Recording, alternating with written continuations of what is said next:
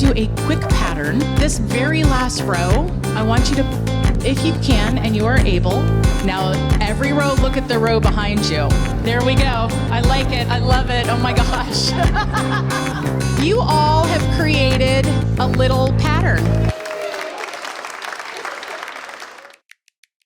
Burt is an architect whose passion for design has shaped countless communities.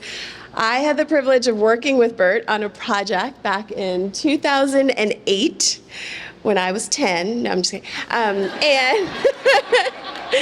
And since then, I have been inspired by his journey. As Burt said this morning, we have lived multiple lives since those days. Burt's passion for design has not only garnered numerous awards, but also profoundly impacted communities. With over 30 years of experience, Burt has become a leading voice in the responsible design, particularly in Richmond's urban landscape. Projects like the Black History Museum and the Richmond Slave Trail exemplify his dedication to preserving and celebrating diverse narratives. His contributions extend to various boards and commissions, showcasing his commitment to responsible and inclusive design. And today, Burt is here to share his unique perspective on Pattern, our global theme. Please join me in giving him a warm welcome.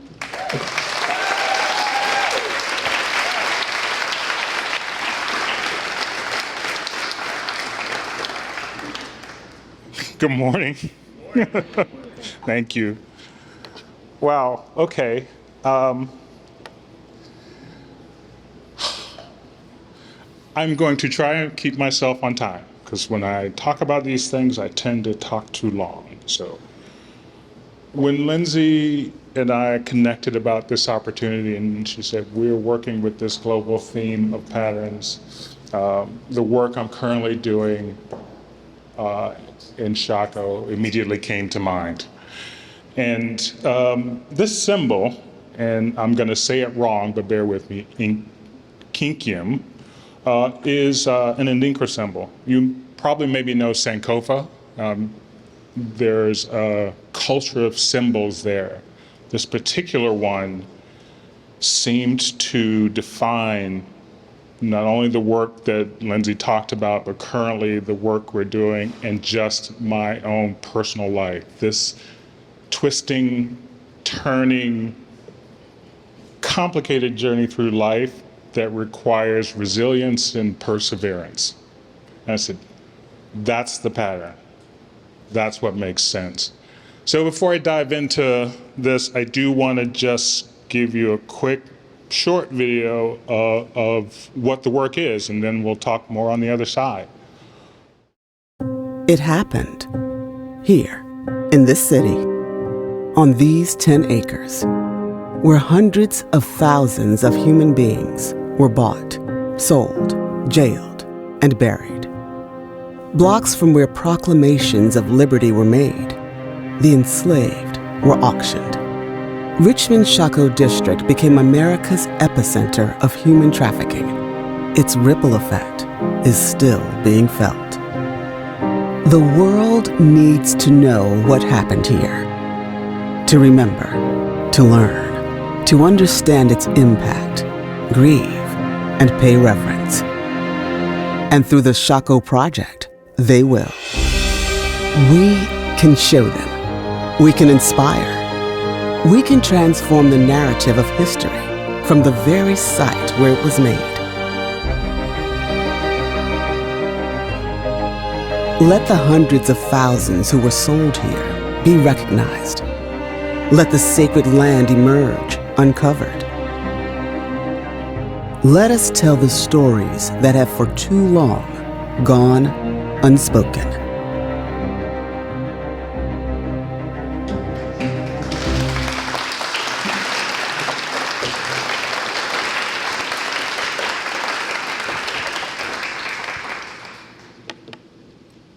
How many of you know where you came from?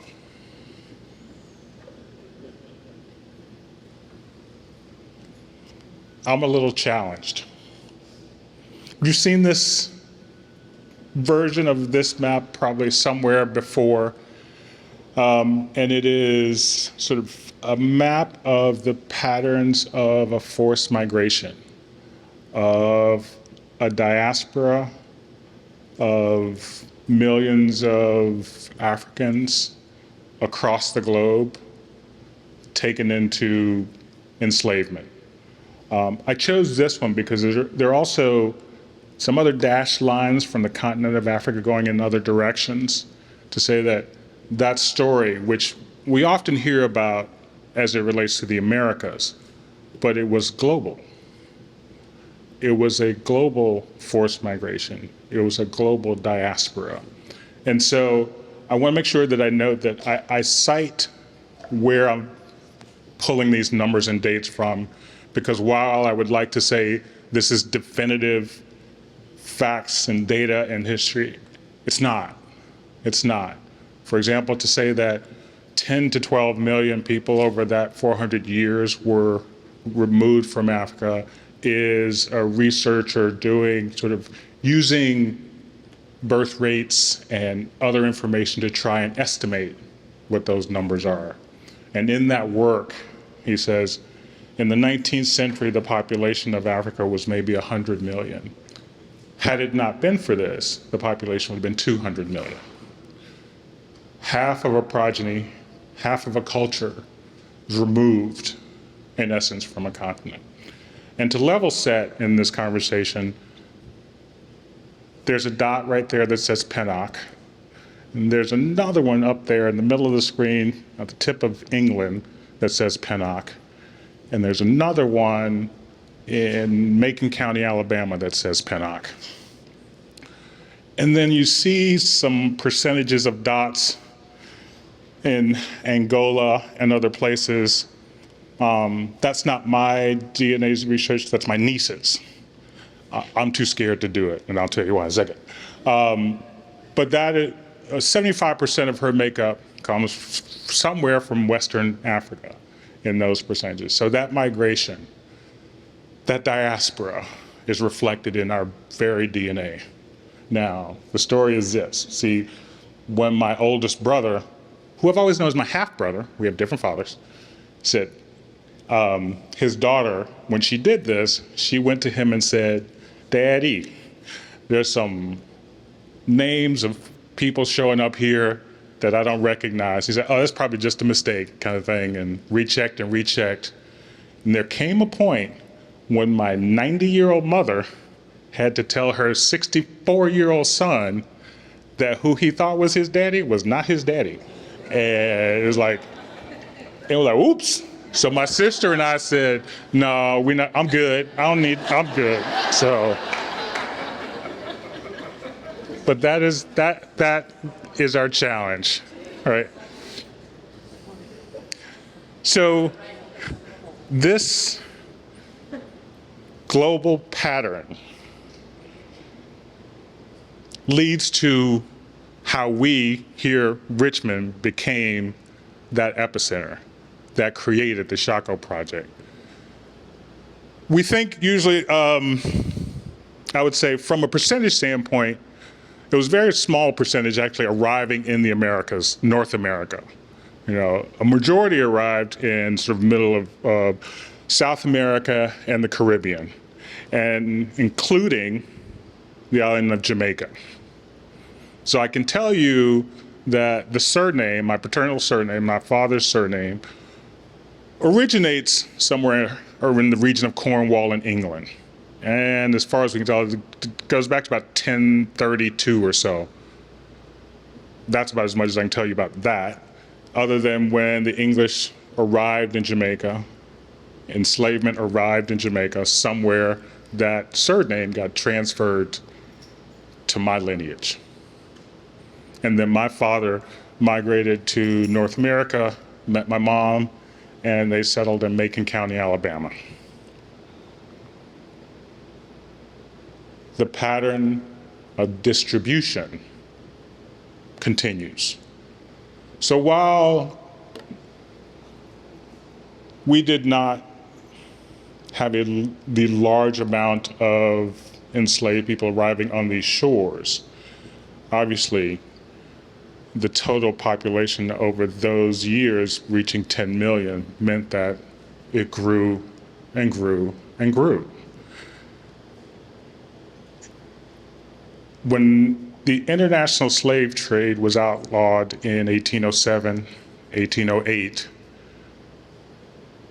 and Virginia had sort of depleted its soils, depleted its ability to create a thriving tobacco industry or flower industry, it created a new industry, the trade of human chattel.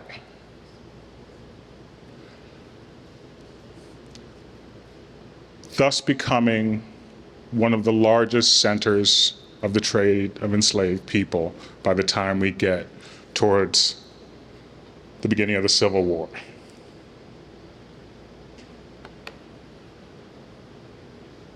The total population of enslaved people across the South, Southeast, sort of reaching 4 million people. Virginia's population, at the height of that, almost 500,000 of enslaved folk. Now I want you to sort of just keep that pattern of population in your mind as we continue to sort of move through these slides. Hey, I'm doing good. Okay. And is there a point on this? No. There I am, that dot, Macon County, Alabama, still there. And I'm going to flip back. So is it possible that the blue dot of Richmond and the blue dot of Pinnock, that somehow I could trace my lineage back through this site? People will estimate a majority of people of African American descent living in this country today could probably trace their lineage back through this city and that place if we were able to.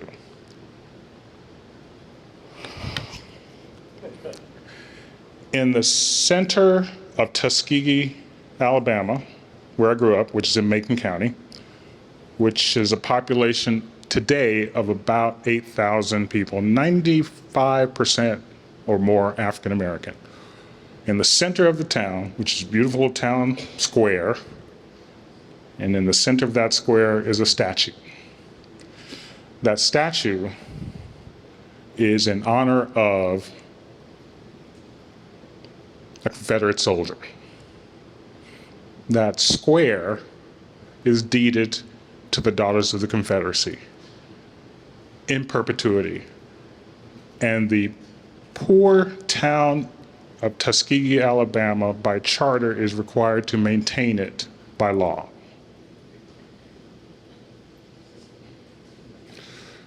This map, which is a product of a project done by the Southern Poverty Law Center entitled Whose Heritage, illustrates the Confederate symbols that spanned from 1865, well, to today, still. I was today years old when I realized that Stone Mountain in Georgia was dedicated in the late 20th century. That map, this map, that map, this map. Get it? Yeah. The next great migration, the next great diaspora of African American people, or by this time, let me see, I think when I was born, and as Lindsay says, I am Burt 6.0, which means I'm 60. Okay. I think when I was born, I was just on this side of being called colored before I became Negro, before I became African American, before I became Black American, then before I became Black, and somebody said, now you're a BIPOC. I'm like, I'm done. Nope, just, I'm done. 1.3 million people estimated during the, after Reconstruction failed, after the Civil War, and the era of Jim Crow created an untenable community for us, there was a great migration, right? And there's a book called The Warmth of Other Suns by Isabella Wilkerson, which is fantastic about this.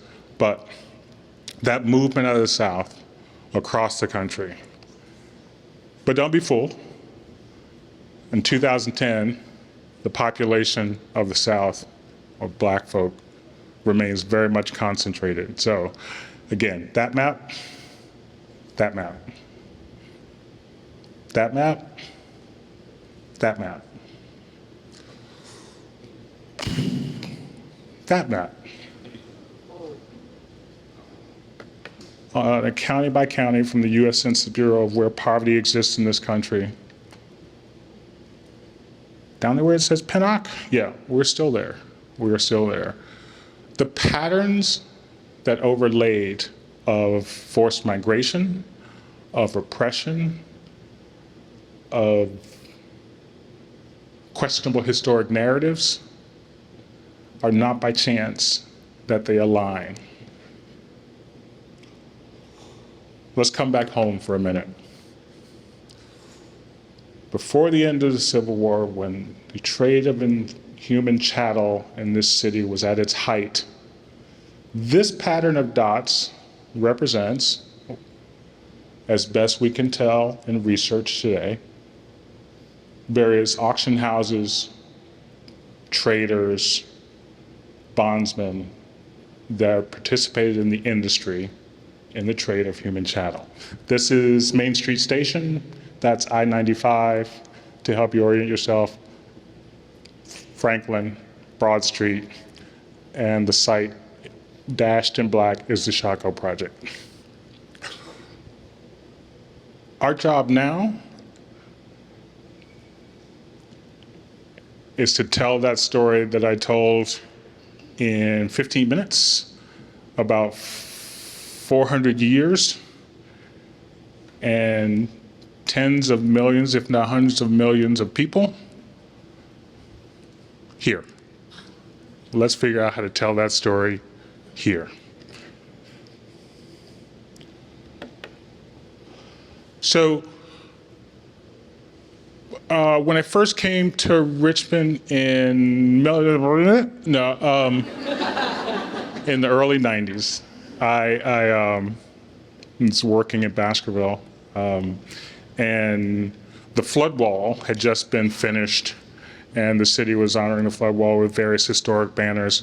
And the one closest to the office where I was working was a banner of Robert E. Lee. We know who Robert E. Lee is? Yeah, it's okay. I mean, you say yes. I know who Robert E. Lee is, but I'm just, it's okay. And so it had been, somebody had thrown a Molotov cocktail at it, firebombed it, was burned, this kind of thing. And I was coming out of the office, and I was an intern. I was making like 3 cents an hour, and I drove a 1970 pickup, and I had the beautiful Doberman Pinscher with really living on a friend's couch. And the style reporter asked me, what did I think about that? And I'm like, dude, I got 5 cents and I got to find dinner. I got to get my dog to the vet. This is, my life is right here, right now. My knowledge of the history of this city and that was next to zero about this city. I would imagine that maybe for a lot of us, that may have been the case when you came here. Who's from here? These stories, were they made known to you as kind of a little bit? It was that page in the 400-page history book in elementary school that talked about it for about 2 paragraphs. Yeah, that. Yeah, exactly. I mean, Those statues were pretty pieces of art. I mean, ooh, we can let's do the Q&A now. I want to talk. No, that's good. No, that's good. That is good. That's rich. So the Chaco Project is an umbrella idea. We describe it like the Smithsonian. And under that umbrella lives not only these 10 acres, but the Winfrey Cottage, the home of Emily Winfrey that was given to her by her enslaver, the Chaco Hill African Burying Ground in Jackson Ward, the East Marshall Street Well Project, the burying ground at the University of Richmond, Jackson Ward in and of itself, the idea that these stories are connected and tell a story of lost generational identity, including my own. My grandmother's grandmother, and she would say, Philpott, and that's the name. That's as far back as it goes. There's a white enslaver named Philpott somewhere in Macon County, Alabama. That's what I know. I think we have an opportunity here to transform and inform and educate through this work. So that's where we are today. I want you to just keep following us. Stay tuned. And we're going to have some point an amazing groundbreaking. I see Crystal Lowry up there in the corner from Main Street Station. Hey, Crystal, how you doing? Where we hope to, again, make those patterns make sense. So I think that's my time. Yes, with 34 seconds to go. Okay.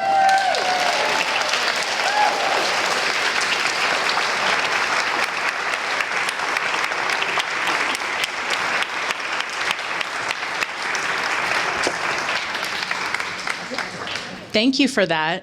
That is, it's funny, we have a little Slack channel in the background, so everybody's trying to drop in these truth bombs, and we're reading it, and I want to spend more time with everything that you said to actually ingest and really understand it. Lindsay, we've got some Q&A. Here, I'm going to hand you this because you're still up. Oh, right, okay. Oh, timer, closing the timer, stop now? Okay, cool. Mine is less a question and a little bit more just an exploration. I think seeing the maps of the displacement of slave populations and then the infrastructure, the literal infrastructure of oppression is unbelievably powerful. How did you understand that when you put these maps together, or did that come as you were exploring and making a visual identity for the history? I want to say it felt intuitive, right? And then it was a matter of finding the data to support the intuition. Amazing. And so I will say the Shako Institute, which will be one of the first places in the 10 acres to be done, which will be the center in Main Street Station, its mission is kind of that. Continue to connect those dots, you know. So, Well done. thank you. I got a question. Yeah. Does your organization at all speak to a theory that I have, that the disconnect between the people in places here, like in cities in Virginia, and they're looking at their slave past, is not so much the slave past, but that the slavery that went on in those places was different than other slavery, because it was actually the beginning of the Industrial Revolution. And so it was slavery industrialized, is that what made this more newsworthy than other places? And I don't hear that a lot. And does your organization speak to that? Yes, that is an awesome question. And yes, it does. I'll give you one example. Right? In the story of the Holocaust, we know that, millions of Jews being moved by train to the camps was a big part of that story. That concept in the industry of moving masses of people by rail can find its origins in this place, because at the creation of the national rail industry, the industry of slavery grew exponentially. Now I can move hundreds of people, not over land by cart and horse and walking now, but by rail car. So the industry of enslavement is the story to tell, because that industry is not gone. It still exists. Wow, that was tough. Oh, sorry. Oh.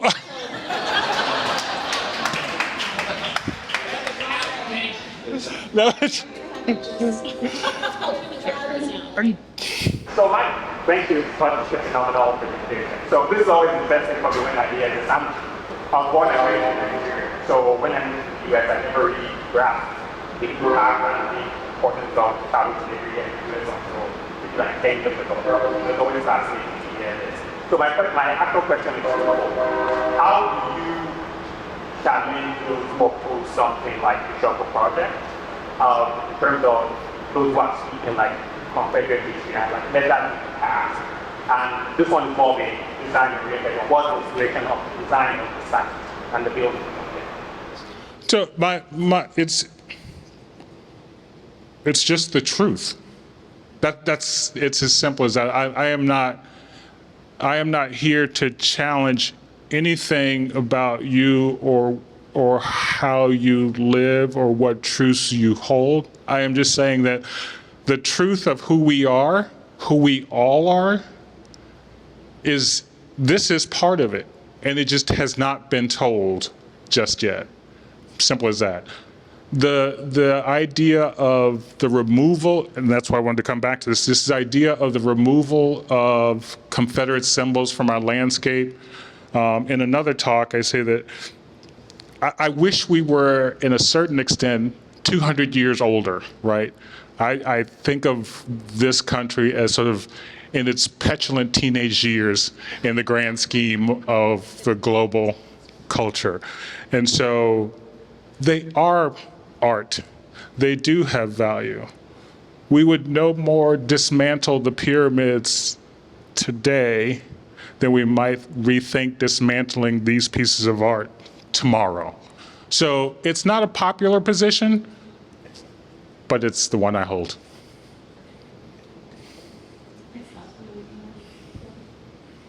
I'll try to be loud enough. Two very quick questions. First, we had two major slave centers, right? New Orleans and Richmond. Richmond, they couldn't all have come from the neighboring counties. Were we shipping people north to Richmond to sell them, to then turn around and ship them south again? That's number one. And then the second is, you said that Reconstruction failed.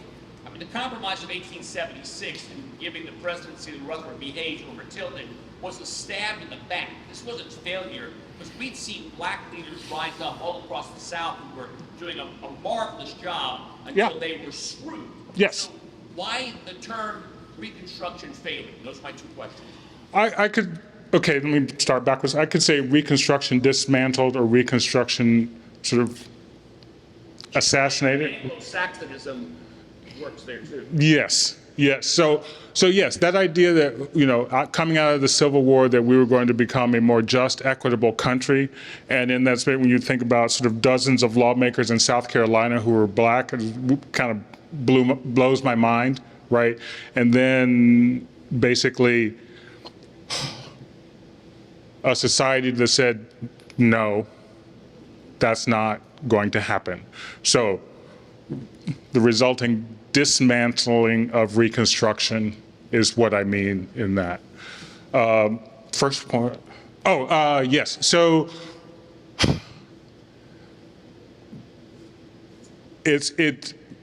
I think of it like the stock exchange, in essence, in that you have goods to sell or goods you want to buy, then Richmond becomes that hub. So they come from any number of places, right? North Carolina, I want to buy 50 good working enslaved people. The prime market, Richmond, right? I have an estate that includes 100 enslaved people that I want to get the best value for. You go to where the market will give you the best value. It's an industry, like every other. By rail?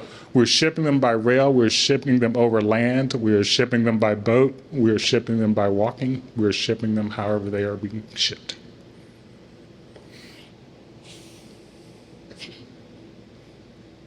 Thank you.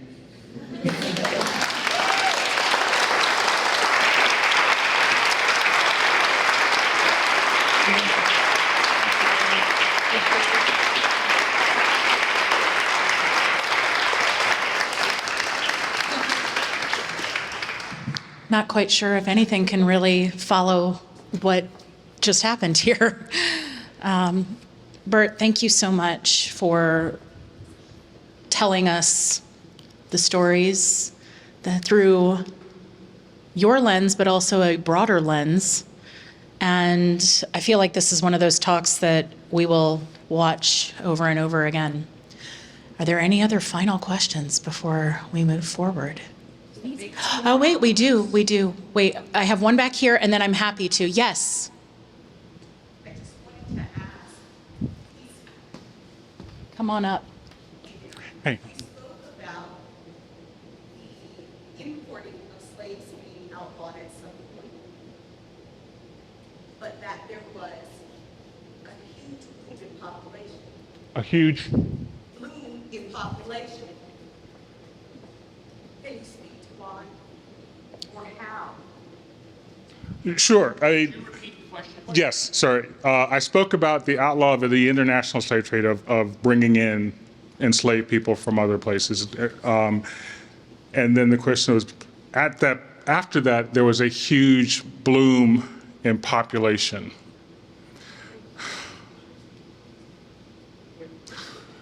Because, again, it is an industry, and the goal is to grow and supply the industry. Slaves are bred for the purpose of supplying the industry. So when I can no longer import it, then I have to create more supply. It's as simple as it. That's the truth. That's the truth. You have one. I just have one quick, I don't know why for lack of a better term, the art of the enslaved is interesting to me in the way that you're creating architecture around a historical experience. And I feel like I've seen a lot of Hollywood movies around it, but not a lot of, but then we're also talking about statues that got taken down. I'm not even sure if, I guess I'm asking you for you, 12 Years a Slave in Amistad, and I feel like those stories have been told so many different times, but then to build a building on this site, and for me to be from Richmond and not know any of that happened there, I guess I'm thinking about the difference in the two art forms, and if there's a difference for you in what it means to actually build something there. But I don't know. Is this? Yeah, I mean, I think. Can you repeat the question? Oh, yeah. Probably not, but I just the artistry of what he's doing So is fascinating. The art, or if I paraphrase, the artistry of presenting this history has been in film, like 12 Years a Slave, Amistad, others, so on and so on. My role as an architect now is to sort of put this some way in the built environment, right? One of the things just from a architectonic or a formal approach that I'm very keen on is the reestablishment of, I call it lost generational identity, right?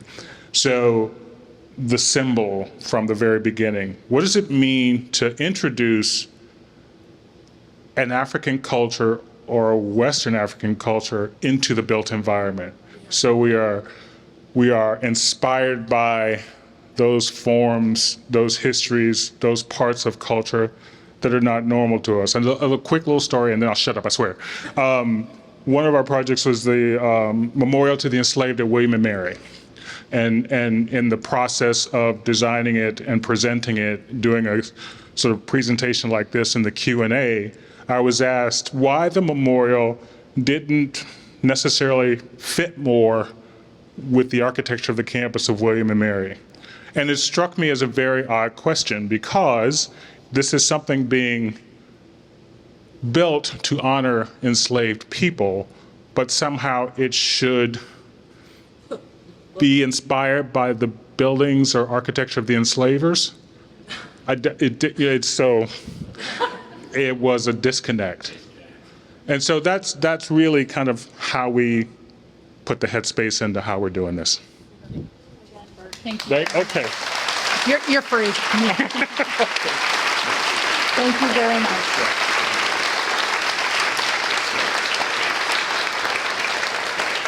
Thank you again, Burt. So next month, we are out taking a break. We will be like this puppy, maybe on a beach, not quite sure. We hope all of you will join us back in August. We actually have an amazing August through December lineup of speakers. I believe we're at the new Studio 23 in Manchester in August, so we hope to see you there. One last thing before we leave, I just wanted to, I want you to keep in mind the things that Burt said today. I had something that I wrote just a little bit about pattern to leave us with today. Whether we're stuck in a pattern or perpetuating ones that don't serve us and those around us, the most important thing we can do is recognize them and the stories that we tell ourselves and others about them. Our patterns drive our day-to-day actions, and to be cognizant of them is to be that much more aware of who we really are underneath our habits and conditioning. When we can see our patterns and observe them without judgment or story, we can awaken to a more authentic way of being.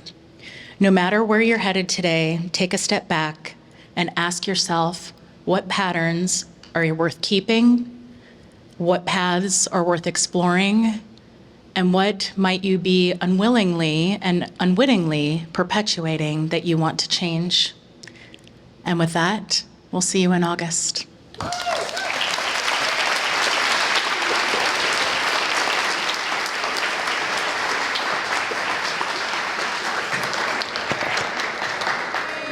Good morning. Hello, hello, hello, hello.